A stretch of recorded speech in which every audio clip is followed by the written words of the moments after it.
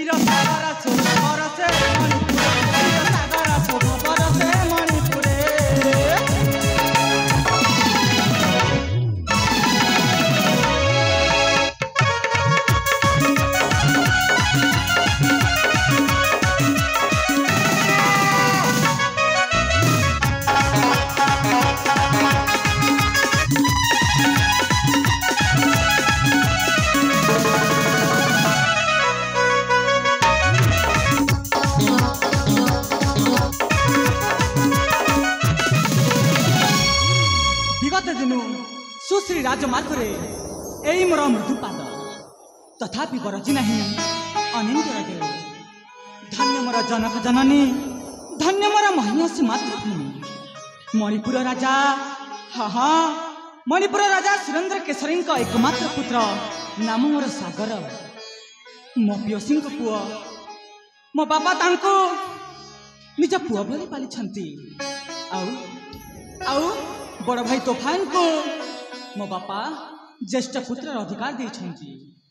बड़ भाई तोफान ए राज्यर राजा हेबे। मु तांको सेवक हे ए राज्य शासन रे करिबी साहाय्य।